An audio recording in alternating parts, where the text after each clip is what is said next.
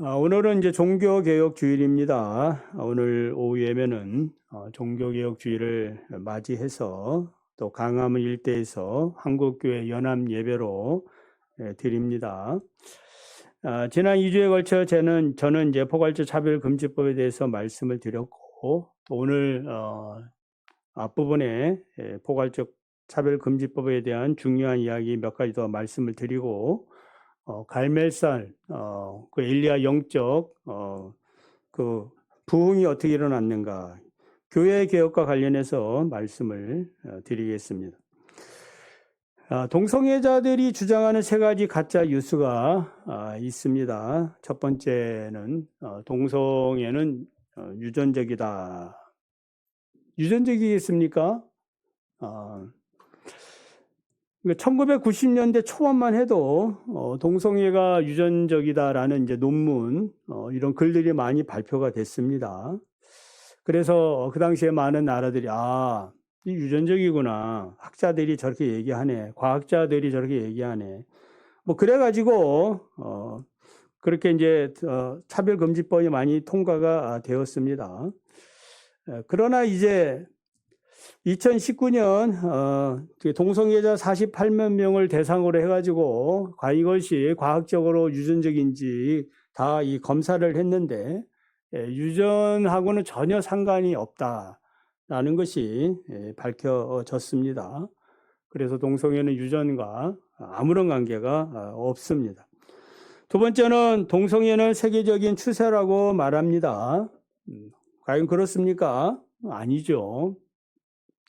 현재 유엔에 가입한 나라는 195개국인데 이중 차별금지법을 제정한 나라는 35개국에 불과해요.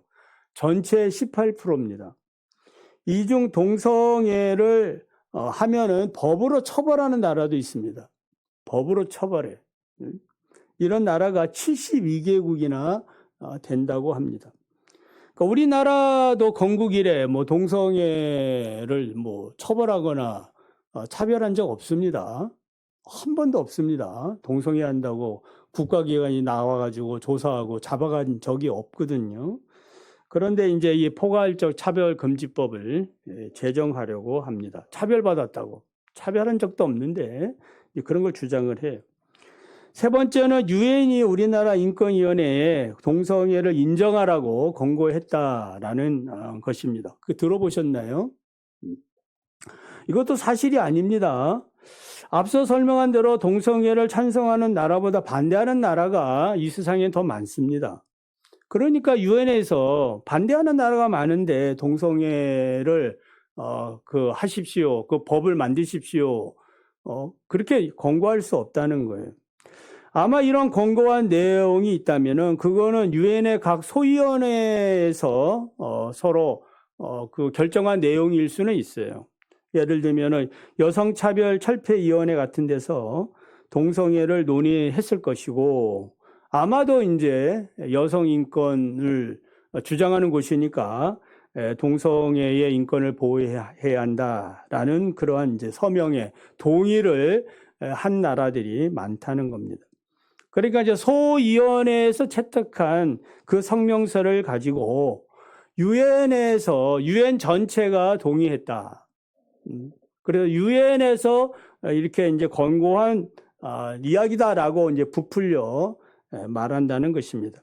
그러니까 유엔은 결코 동성애를 하라고 법으로 그거를 보호하라고 권고하지는 않았습니다. 얼마 전에 이제 세계로교회 손여보 목사님과 그 윤상현 국회의원 등이 중심이 되어서 헌법재판소에 대법원 동성 커플 건강보험 피부양자 인정에 대해서 가처분해 달라는 그런 권한쟁의 심판 청구를 했어요. 권한쟁의 심판 청구는 무엇이에요? 국가 기관 간에 겹치는 비슷한 업무가 발생을 할 때에 어디가 어디서까지 그 권한이 있느냐. 그러니까 주로 이제 중앙 행정부하고 그 지방 이제 자치단체하고 이런 이제 권한쟁의 소송이 많은데, 이번 같은 경우에는 이제 동성 커플 피부양자에 대한 권한쟁의 심판 청구가 이 사법부가 입법부의 권한을 침해했다, 남용했다 라는 것이니까 헌법재판소에서 가려주십시오라는 이제 청구 내용이 됩니다. 그러니까 사법부인 법원이 입법부의 이 국회의원들이 다루어야 될 입법 내용을 어떻게 해요? 이게 법원의 이 판결로, 대법원의 판결로 결정한 거예요. 그러니까 이제 판례를 통하여 입법 활동을 했다라는 거지요. 그 대표적인 이제 우리나라의 이런 입법 활동이, 사법부 입법 활동이 무엇이 있느냐면은 낙태죄의 위헌, 양심적 병역 거부 인정, 뭐 주 50시간 해석 판결 이런 것들이 있어요. 그러니까 일반적으로 이런 것들은 입법부의 고유 권한인데 사법부가 판결을 통해서 입법 활동을 하게 됐다라는 겁니다. 물론 이제 입법부가 공정하고 정의롭지 못한 법을 제정할 수 있지요. 지금 뭐 더불어민주당 중심으로 많은 이제 그런 법들을 제정하지 않습니까? 여야가 합의해서 잘 해야 되는데, 그럴 때 이제 이 법이 잘못돼 가지고 국민의 이 기본권이 또 침해가 될 수 있지 않겠습니까? 박탈이 됐을 경우에는 사법부가 이 판결을 통해서 입법을 잘하십시오라고 이렇게 결정할 수는 있다고는 생각하지만, 어떻든 우리나라는 삼권 분립의 그 나라니까 이런 법치주의가 잘 지켜져야 한다고 저는 생각을 합니다. 우리나라 헌법 제36조 제1항을 보면 혼인과 가족 생활은 개인의 존엄과 양성의 평등을 기초로 성립되고 유지되어야 하며 국가는 이를 보장해야 한다.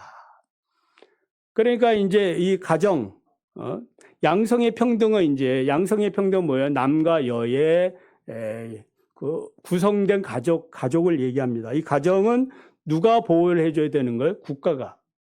근데 이제 국가가 이 입법 활동을 통하여 사법부가 판결을 통하여 이것을 이제 훼손했다 이 말이에요. 헌법을 훼손했다 이 말입니다.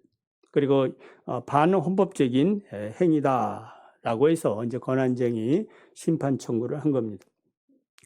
자, 앞으로 이제 포괄적 차별금지법이 통과되면 우리 사회는 이제 합법화된 이 젠더라는 성을 사용하게 됩니다. 제가 이제 그 포괄적 차별을 그 설교에 있지 않습니까? 거기 이제 어떤 분이 댓글을 올렸는데, 앞으로 부모 1, 부모 2가 되면은 누가 부모 1인지 누가 부모 2가 되는지 서로 싸울 거다. 뭐 이런 이제 댓글 내용도 있어요. 이런 일이 생기면 안 되겠죠. 그래서 사회 문화적인 성인 젠더를 사용함으로 성평등이 달성된 것 같지만, 이 일로 인해 가지고 우리 가정, 우리 사회 해체가 되어지고 파괴가 되어지고 결국 궁극적으로는 국가가 파멸되어지는 그런 결과를 초래하게 될 것입니다. 그래서 오늘 한국교회가 연합해서 포괄적 차별금지법을 막고자 광화문 일대에서 연합예배를 드리는 이 일, 특별히 이제 이 모임에 대해서 기독교 단체 중에서 정치 집회라 뭐 이러면 이제 성경적이지 않다 이렇게 반대하는 그 기독교 단체도 있습니다. 성경은 공예배를 교회에서 드릴 것을 강조하고 있는데, 언제는 뭐 그 대면 예배 드린다고 반대하는 자들이 이제는 교회 밖에서 예배 드린다고 이제 반대하는 거예요. 저는 뭐 이런 단체들을 비성경적인 것이라 말하고 싶지는 않고, 뭐 또 이 단체가 어떤 단체인지 소개할 필요도 없어요. 여러분들이 잘 판단하시기 바랍니다. 자, 그러나 이제 며칠 전에 10월 25일에 유스앤조이 기사에 그 기독연구원 느헤미야 그 신학원인데, 여기에 이제 김군주 교수라는 분의 인터뷰 내용이 실려 있어요. 이 내용을 이제 한번 소개하고 좀 반박하는 것이 저나 여러분에게 좋을 듯 싶습니다. 왜냐하면은 이렇게 생각하는 분들이 우리 주변에 있기 때문입니다. 자, 이분은 먼저 자신은 동성애를 죄라고 생각하지 않는다. 그 인터뷰 내용이 거기 그 기사에 있는 내용이에요. 동성애를 죄라고 생각하는 분들이 있을 수 있겠죠. 그것은 신념으로 그렇게 생각할 수 있다고 합니다. 그렇더라도 이미 존재하고 있는 게이, 레즈비언 이런 분들은 대한민국 국민으로서 자기의 인권과 민주적 권리를 보호받아야 되죠. 그걸 해주자는 것이 차별금지법이 아니냐 이렇게 말합니다. 분명 성경은 동성애를 죄라고 규정하고 있는데 이 사람은 이제 신학자인데 동성애는 죄가 아니다. 이렇게 이제 말한다는 것 자체가 무엇을 의미하는 거예요? 성경을 안 믿는다는 걸 얘기하지 않습니까? 그러면서 성경을 가르치는 교수예요. 아주 떳떳하게 동성애는 죄가 아니다라고 말합니다. 자, 우리나라에 그 유명한 이제 목사님 한 분도 계시는데 그 인터뷰 혹시 보신 분이 있어요? 누구라 얘기하지 않습니다. 아니, 동성애를 죄라고 얘기하면 될 일을 말하지 않아요. 성경에서 분명히 죄다라고 얘기하는데 말하지 않아요. 그러면서 하는 말이 뭐냐면은 내가 몇십 년 동안 내 설교 유튜브로 나갔고 내가 어떤 설교를 했고 내가 어떤 생각을 갖고 있는지 충분히 들었을 텐데 뭘 그런 거 묻느냐. 여러분 그거 뭐 대답이 어렵습니까? 여러분 제가 여러분에게 묻지요. 동성애가 죄입니까 아닙니까? 죄지요. 아니라고 할 분이 여기에 있을 수 없다고 저는 생각을 해요. 근데 이분은 이제 우리나라 유명한 목사예요. 그런데도 불구하고 예스, 노를 안 합니다. 그 의도가 뭘까요?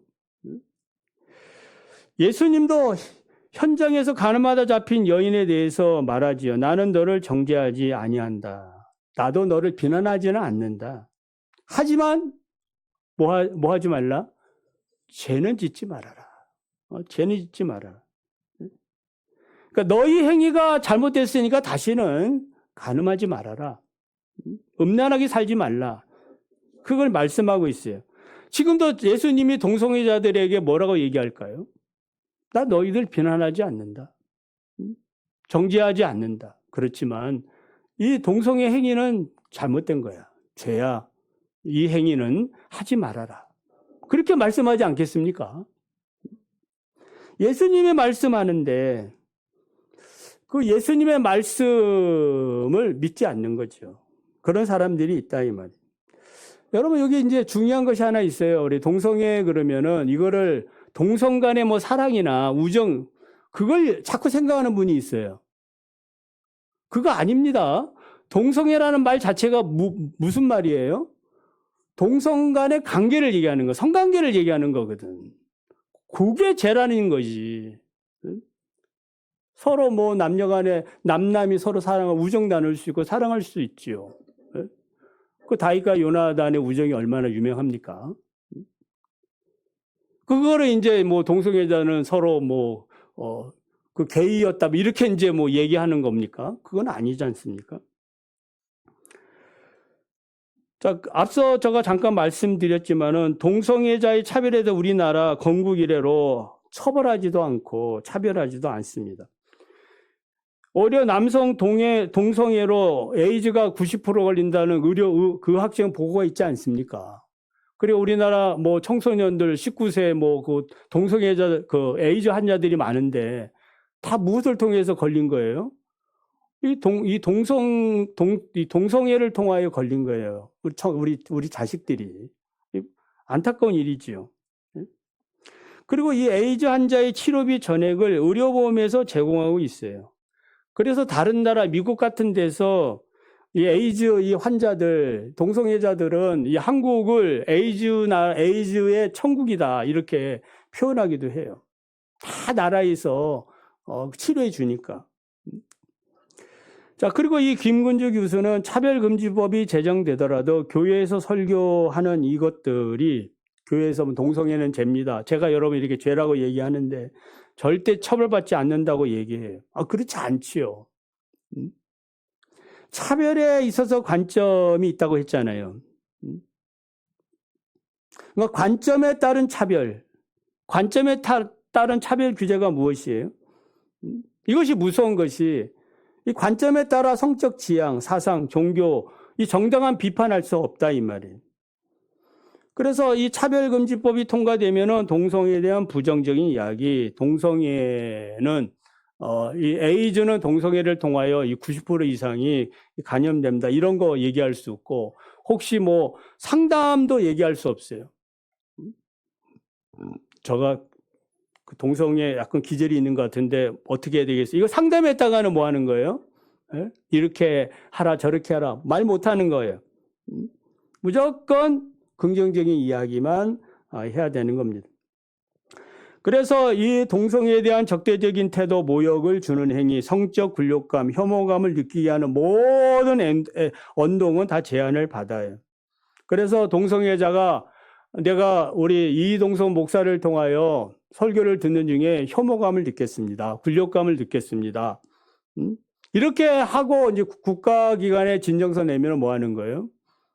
저가 이제 고소를 당하게 되는 겁니다. 그리고 그 입증 책임도 누구에게 있는 거예요? 저에게 있는 거죠. 제가 그런 뜻으로 얘기한 적이 없는데 하면서 그거 어떻게 입증하겠습니까? 그래서 이런 관점에 따른 차별은 동성애뿐만 아니라 우리 사이에 퍼져 있는 표현의 자유까지 다 제한을 해요.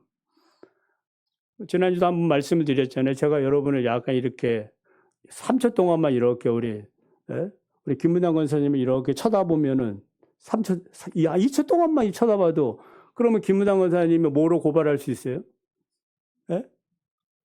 시선 강간이다. 뭐 예를 들면 그렇게 고발할 수가 있는 거예요. 굴욕감을 느꼈다. 이 목사가 왜 나를 이렇게 2초 동안 쳐다봤느냐 이 말이야. 그러니까 우리 모든 사회에는 무슨 사회가 되는 거예요? 이 갈등 사회에 접어들 수밖에 없어요. 그리고 진정서를 낼 때마다 3천만 원 이하의 징벌적 배상을 하게 되고 이것은 반복적으로 부과할 수가 있는 거예요. 그리고 집단 소송까지 갈 수 있기 때문에 이거는 교회에 진리를 전하는 교회에 무서운 그런 결과를 초래하게 됩니다. 만약 여러분이 예식장을 하거나 제과점을 할 때에 동성 커플이 와가지고 우리 이 예식장에서 해야 되겠습니다. 또 이 케이크를 하나 주십시오. 이럴 때 이분에 대해서 내가 알아, 그죠? 근데 신앙 양심상 그걸 허락할 수도 없고 만들어 줄 수도 없다고 얘기하면 어떻게 되는 거예요? 이제 차별금지법에 이제 저촉이 되는 겁니다. 자, 끝으로 이제 김군주 교수는 이 동성애 때문에 나라가 망하느냐? 나라가 망하지 않는다 이렇게 이야기하죠. 그리고 서울에서 200만이 모여서 현장에서 100만, 온라인에서 100만 이렇게 모여서 연합 예배를 드리는 일에 대해서 미친 짓, 대광란이라 이렇게 아주 직설적으로 얘기하고 있습니다. 그러면서 하는 말이 교회에서 해야 할 가장 큰 일은 이런 문제가 아니라 어떤 문제냐? 인구 문제, 기후 문제, 이런 일에 교회가 앞장서야 된다. 그런 소리예요. 과연 우리가 하려는 일이 미친 짓입니까? 오늘 여러분들은 저기 광화문 일대 그쪽으로 가면 다 미친 사람이 되는 거예요. 미친 짓입니까? 네? 영상에서 오늘 기도에 참석하면 미친 짓입니까? 아니죠. 네? 나라를 사랑하고 건강한 사회, 건강한 가정, 건강한 자녀들을 지키기 위한 우리의 모든 그런 몸부림이다라고 말씀드릴 수 있습니다. 소돔과 고모라가 왜 망했습니까? 로마가 왜 망했습니까? 가정의 붕괴, 성타락의 근본 원인이 있는 거예요. 동성애와 동성부부를 법제화시키면은 우리 사회는 그 순간부터 급속히 붕괴될 수밖에 없습니다. 서구 사회에서 볼 수가 있는 거예요. 독일이나 프랑스, 영국 이런 나라에서 볼 수가 있는 거예요. 건강한 가정을 찾아볼 수가 없습니다. 우리 손자 손녀들이 노출된 성문화에서 음란 문화에 그냥 살 수밖에 없는 것입니다. 이렇게 시급한 문제를 버려두고 인구 문제나 기후 문제에 관심을 갖는 건 그건 나중 문제지. 먼저 우리가 할 일은 무엇이에요? 교회에 존폐가 걸려있는, 국가의 존폐가 달려있는 이런 문제. 자, 이것을 우리는 저는 이 시대에 나타난 새로운 바알 신앙이라 이렇게 말씀드릴 수 있습니다. 그래서 오늘 본문 말씀을 보면 엘리야가 이제 갈멜산 위에서 바알 신앙으로 살고 있는 백성들을 향해서 뭐라고 말씀합니까? 21절을 보면은 너희가 어느 때까지 바알과 하나님 사이에서 머뭇 하려느냐. 여호와가 만일 하나님이면 그를 따르고 바알이 만일 하나님이면 그를 따르라. 그럼 바알 신앙이란 어떤 신앙이겠어요? 이 바알은 히브리어로 주님이라는 뜻이에요. 주. 우리는 참된 하나님을 주라 부르는데 우상 숭배하는 자들은 바알이 주예요. 주. 우상을 섬기는 인본주의 신앙이 바알 신앙이에요. 지성이면 감천이고 그 신에게 바알이라는 신에게 정성과 그 열정을 다 바치면 복을 받을 수 있다. 나는 어떤 기복신앙일 수도 있어요. 엘리야 때나 지금이나 바울은 존재하고 매력적으로 우리를 유혹합니다. 매력적이지 않습니까? 그런 죄인들까지도 우리가 용서하고 품자, 동성애하는 사람들까지도 그건 당연히 그들의 인권을 보호하는 건 맞죠. 그러나 그 이상 넘어가면 성경의 그 기준을 넘어가는 거예요. 이게 바알 신앙이 된다 이 말입니다. 자, 그래서 엘리야는 이 바알 신앙에 찌들어 살고 있는 자들에게 바알을 떠나 하나님께로 돌아오라. 오늘날 참된 성경적인 가르침보다는 사람들이 좋아할 만한 인권, 평등, 정의라는 이름으로 이 기독교의 이 본질적인 이 복음을 변질시키고 있다면은 그것은 또 오늘날의 바알 숭배자다라고 할 수 있습니다. 하나님은 엘리야를 통해 이 세상에서 참된 신이 누구인지 바알인지 하나님인지 알려줄 필요가 있었습니다. 그래서 하나님께서는 엘리야를 통해 바알 선지자와 영적 싸움을 하길 원했고 그 대결 방식은 제단을 쌓고 그 제단 위에 올린 제물을 불러서 응답하는 신이 참된 신이다 라고 이제 서로 결정을 한 거죠. 자, 오늘은 종교개혁주일입니다. 1517년 10월 31일에 이제 독일의 수도사 마틴 루터가 비텐베르그 대학 정문에 부패한 카톨릭 교회를 고발하는 95개 조항 반박문을 붙임으로 교회 개혁이 시작이 됐습니다. 그러니까 이 개혁의 이제 불길은 단 8주 만에 전 유럽을 향해 번져 나갔습니다. 종교개혁이라는 말보다는 더 정확한 표현은 이제 교회개혁이라 이렇게 말할 수 있어요. 왜냐하면 우리가 다른 종교를 개혁하는 게 아니지 않습니까? 가톨릭이라는 교회에서 프로테스탄트, 그 하나님의 말씀, 그래서 리폼 개혁이라 이런 단어를 씁니다. 그래서 리폼은 근본을 유지하면서 뜯어 고치는 것을 얘기합니다. 교회의 근본이 무엇이에요? 교회의 근본이 무엇입니까? 성경이죠. 그러니까 성경으로 돌아가자. 그래서 교회 개혁자 마틴 루터를 비롯해서 이분들이 이제 개혁의 모토로 삼은 것이 성경으로 돌아가자 말고 두 개가 더 있죠. 세 가지로 여러분 아시면 됩니다. 첫째는 솔라 스크립타, 오직 성경으로.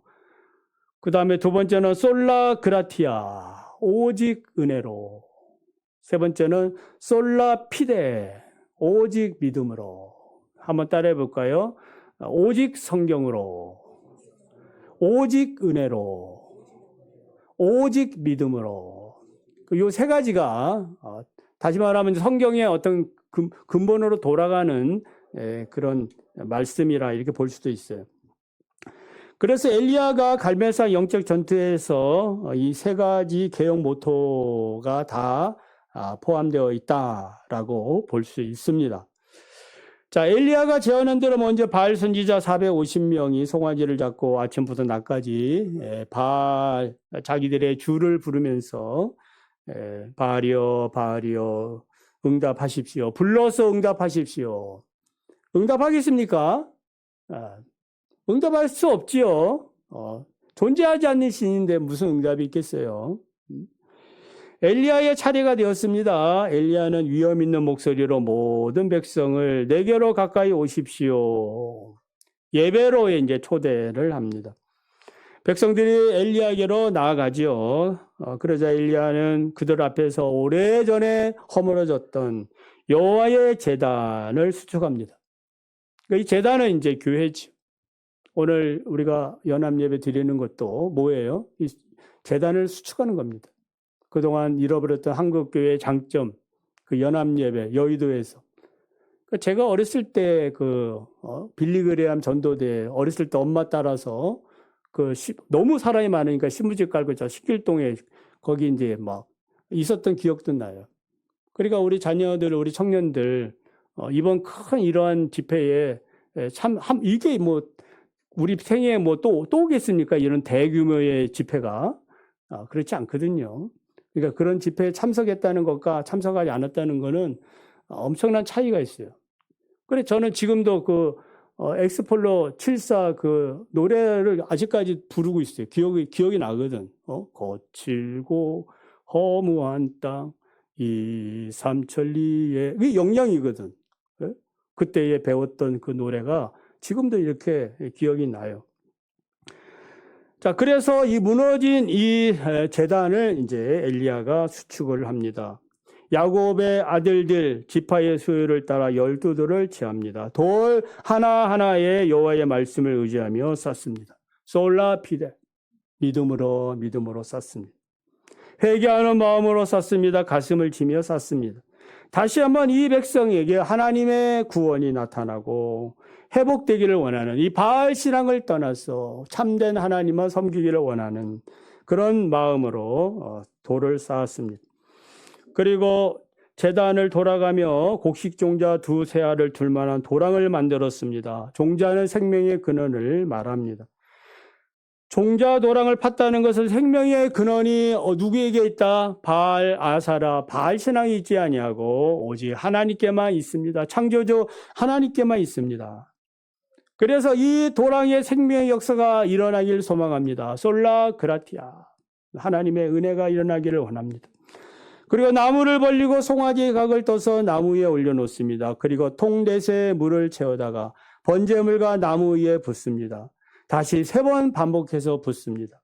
물이 귀한 가뭄의 때에 생명 같은 물을 다시 붓고 또 붓습니다. 제단에 이 물이 도랑을 따라 흐르기 시작합니다. 가득 찼습니다. 자, 이렇게 엘리야가 물을 가득 부은 것은 나무에다, 그 재물에다가 이렇게 부은 이유는 무엇 때문이에요? 하늘에서 내려오는 불이 결코 인위적인 불이 아니다. 사람이 붙일 수 있는 불이 아니에요. 사람이 붙이려면은 그 장작이 마르고 그러면 더 쉽게 붙을 텐데 아니다. 반대라고 있는 거예요. 하나님의 초자연적인 역사로 나타날 여호와의 불임을 보여주기 위함이에요. 오직 믿음. 솔라피데. 드디어 모든 예배 준비를 마쳤습니다. 36절에 보면은 저녁 소제 드릴 때다. 이 소제란 희생제물이 아닌 떡과 과자로 매일 아침 저녁으로 드리는 간단한 제사입니다. 엘리야는 솔라 스크립타, 오직 율법대로 성경대로 제단을 수축을 했고 그 약속된 그 시간에 그것을 기억하며 하나님 앞에 말씀대로 순종합니다. 그러니까 솔라 피데, 오직 믿음으로, 솔라 스크립타, 오직 성경으로, 말씀으로. 그랬더니 이제 언약을 붙들고 기도하지요. 아브라함과 이삭과 이스라엘의 하나님 여호와여, 주께서 이스라엘 중에서 하나님이신 것과 내가 주의 종인 것과 내가 주의 말씀대로 이 모든 것을 행하는 것을 오늘 알게 해 주옵소서. 솔라 그라티아, 주님의 은혜를 바라보며 믿음으로 기도합니다.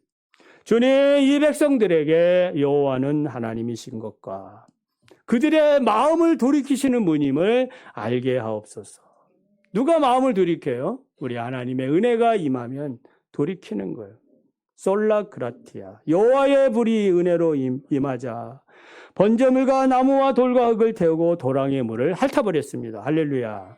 하나님이 임재하신 거예요. 이 광경을 본 백성들이 고백합니다. 여호와 그는 하나님이시로다. 여호와 그는 하나님이시로다. 네? 얼마나 감격스럽겠습니까? 자기들은 하나님이 죽었다 생각하고 바알을 따라 살았는데 하나님 살아계신 그 하나님을 보고 있는 거예요. 엘리야가 백성들에게 명령합니다. 바알 선지자를 잡으라. 하나도 도망가지 못하게 하라. 다 그들을 잡아 죽이지요. 기손시계로 끌고 가서 다 죽입니다. 백성들의 마음이 하나님께로 돌아섰습니다. 솔라 그라티아. 하나님의 은혜의 결과입니다. 말씀을 맺습니다. 오늘 강화문 일대에서 행해질 2024년 한국교회 연합 예배를 통하여 무너진 재단이 수축되기를 원합니다. 각 교회마다, 우리 교회도 마찬가지죠. 바알 신앙에 빠진 자들이 망하고, 바알 신앙에 빠져있던 구장하는 자들은 망하고, 바알 신앙에 빠져있는 선량한 우리의 백성들은 돌아서기를 원합니다. 그래서 다시 한번 성경으로 돌아가는 영적 회복이 있기를 원합니다. 그래서 바알 신앙으로 더러워진 이 땅, 동성애로 더러워지지 않는 거룩한 나라, 거룩한 땅이 되기를 소망합니다. 이번 기회에 악한 법, 이 포괄적 차별금지법이 오래됐지 않습니까? 계속 발의하는데 이번 기회에 완전히 이 땅에서 사라지길 소망하길 원합니다. 이 부분, 이런 부분에 우리가 좀 알아야. 그래서 이런 말이 있어요. 이 포괄적 차별법을 무엇인지 알면 반대, 모르면 찬성. 모르면 그냥 좋은 건 좋다고 생각하니까 찬성하는 거. 알면 반대, 모르면 찬성. 오늘 제가 3주에 걸쳐 여러분에게 말씀을 드렸습니다만은 또 좋은 유튜브에 보면은 좋은 내용들이 많이 있어요. 잘 또 들으셔서 여러분 중에 다른 그러한 성경관을 가지고 또 오늘도 우리가 하나님 앞에 오직 스크립타, 오직 성경으로, 솔라 그라티아, 오직 은혜로, 솔라 피데, 오직 믿음으로 사는 저와 여러분 되시기를 원합니다.